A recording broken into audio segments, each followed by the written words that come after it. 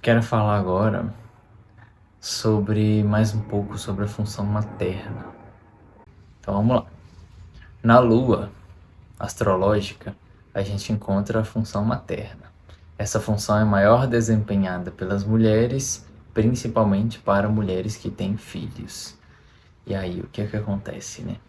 Como que uma mãe materna, como que uma mulher materna? Primeiro, quando a gente fala da maternagem, a gente está falando de um arquétipo. Quando a gente fala de um arquétipo, é uma coisa inerente a todos, mais uma vez falando. Então é como se existisse no código do ser humano essa função. É como se instintivamente, automaticamente, intuitivamente, a mulher tivesse já no DNA uma forma de cuidar. Ela já é mãe por DNA, vamos dizer assim, porque existe um arquétipo todo para isso. Então, o que uma mãe fez, geralmente a outra faz, e a outra faz, e a outra faz, onde não necessariamente elas se conhecem. Então, uma forma de cuidar, uma forma de dar carinho, a proteção que uma mãe tem com uma criança, com um filho pequeno, isso tudo é arquetípico. É meio que não precisa de muito esforço para isso acontecer. Então, uma mulher que fica preocupada, será que vai ser boa mãe? Arquetipicamente e instintivamente, sim. Assim como, por exemplo, uma gata que nunca teve filhote, quando ela tiver o filhote, ela vai saber o que fazer. Começamos por aí.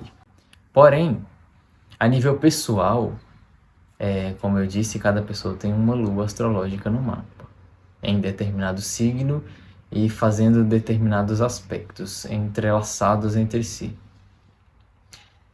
Essa lua no mapa vai representar como que essa mulher vê a mãe externa.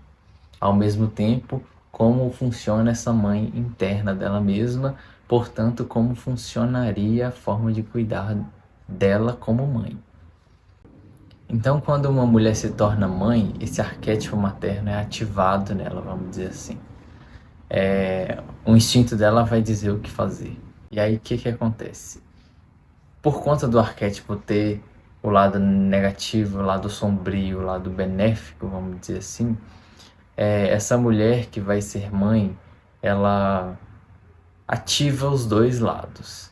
Então, ao mesmo tempo que ela vai estar ali com a criança no colo, amamentando e tudo mais, e cuidando e amando da melhor forma possível, ela também vai ativar um lado que a gente pode considerar como mais sombrio, né? Que é como se fosse assim, essa vida veio de mim, de alguma forma eu sinto como se fosse algo meu, é minha, meu filho, é minha filha, num nível de super proteção, onde dependendo do nível, essa criança pode sentir como, nossa, a minha mãe, ela quer me devorar. E aí a gente vê lá novamente a questão do complexo materno, né? Mas agora eu quero falar com mulheres mães, que elas também têm as mães delas, né? Então, é como se fosse passado de mãe a filha, isso, essa questão. Por isso que a investigação do inconsciente pessoal, do inconsciente familiar é importante para os padrões familiares também não serem passados adiante. Padrões, por exemplo, de superproteção, ou então padrão de dificuldade financeira, tudo isso a gente vai investigando no inconsciente pessoal da pessoa, no inconsciente familiar, que vai se ramificando.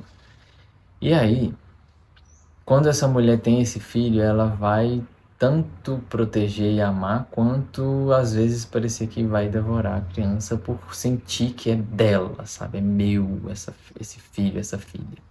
E essa parte é a parte perigosa do arquétipo, por quê?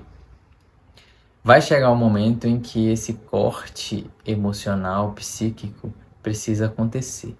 Tem pessoas que estão aí com 40 anos, por exemplo, 50, 60, e que ainda não desfizeram esse elo psíquico que precisa ser desfeito com a mãe. Eu não digo você ignorar, você desfazer o contato com a mãe, não. Eu digo você se diferenciar. Mas para poder você se diferenciar, você tem que saber quem você é. Senão você vai reproduzir o que você aprendeu, automaticamente. Minha mãe me tratava assim, eu vou tratar meu filho assim. Meu pai me tratava assim, eu vou tratar meu filho assim. É automático, porque isso aqui é uma resposta mecânica, a não ser que você tenha consciência dos seus atos a cada segundo. E aí aqui a gente pode trazer o exemplo dos animais para poder a gente ilustrar essa questão materna. Por exemplo, uma gata, quando ela tem filhote, ela protege, ela cuida, se algum outro animal chegar perto dele, ela fica ali para proteger, ela amamenta. Só que vai chegando um momento em que o filhote vai crescendo, que ele deixa de ser filhote, aí ela vai deixando ele ainda amamentar. Chega uma hora que ela começa a bater nele. Não, vaza, chega, entendeu? E esse corte, na questão humana, é sentido como algo muito doloroso para as duas partes. Tanto para a mãe, se tiver coragem de fazer esse corte, quanto para o filho, se tiver coragem de fazer esse corte, porque ele é necessário. Eu dei o exemplo da gata. A galinha, por exemplo, à medida que o pintinho vai crescendo, e ele está sempre ali em volta dela, querendo entrar debaixo da asa, ela começa a bicar a cabeça dele, tipo, vaza, eu vou te machucar se você ficar aqui.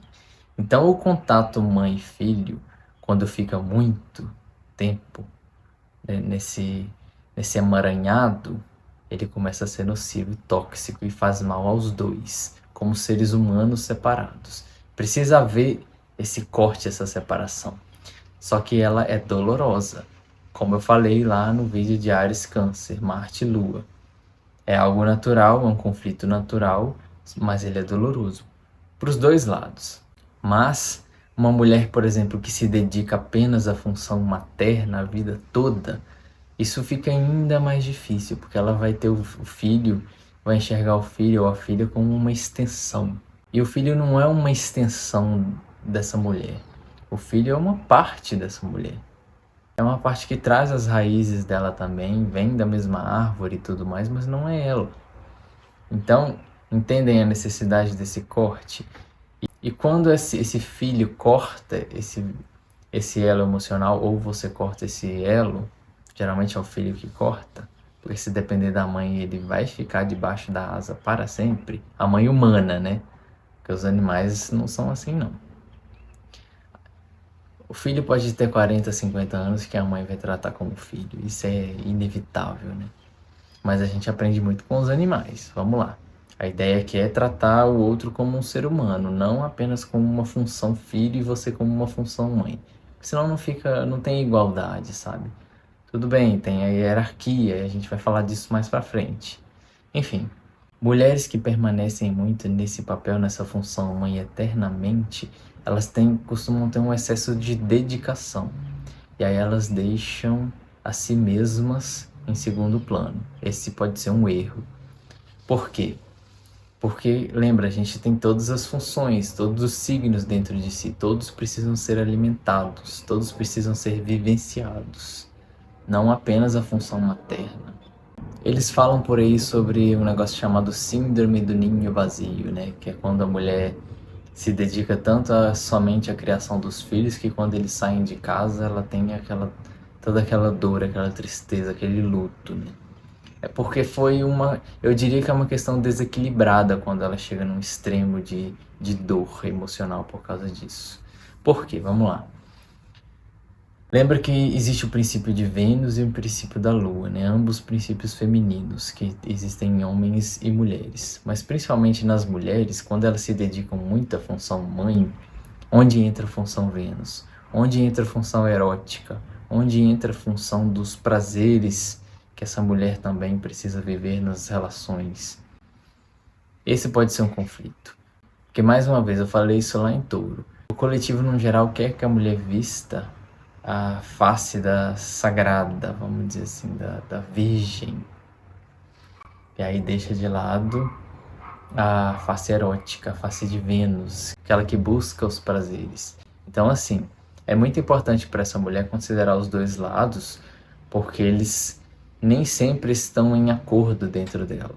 Às vezes ela pode se sentir mal sendo essa mulher erótica e sensual, porque ela está muito presa ainda na função mãe e essa função erótica e sensual não combina com a função mãe.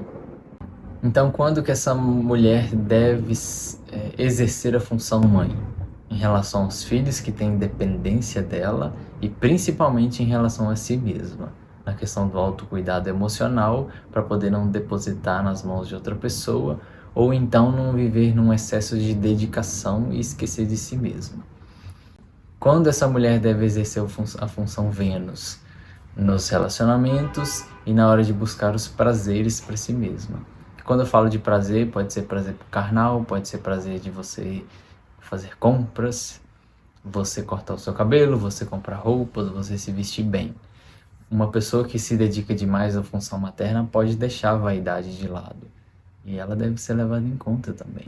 Assim como uma mulher que tem excesso de vaidade e quer viver apenas do lado Vênus, ela pode viver numa carência cega. Quando ela entra nas relações, ela vai se colocar no papel de filha, né, da criança e buscar esse carinho, esse conforto na outra pessoa de forma codependente. Então, tudo é equilíbrio, né? Sempre equilíbrio. E para finalizar, mais uma vez, a questão do complexo materno, né? É muito importante falar isso, porque todos temos em maior ou menor grau. Essa mulher, essa mãe com esse complexo materno, se ela não considera a mãe ao lado dela, não acima, a mãe como um espelho, mas não como você mesma, você de alguma forma pode reproduzir padrões dessa mãe devido à sua rejeição a ela. Então, assim, reconheça quem é ela, tente observar de forma objetiva, tente observar quais são as partes que você tem dela, porque você querer negar completamente, tipo, ela faz isso, eu jamais faria. Ela é isso, eu não sou nada disso. A gente sabe que você veio de uma mesma árvore, então vão existir semelhanças naturais, porque senão você não teria nascido dessa mãe. Não, nada é tão desproposital assim. Enfim, é isso.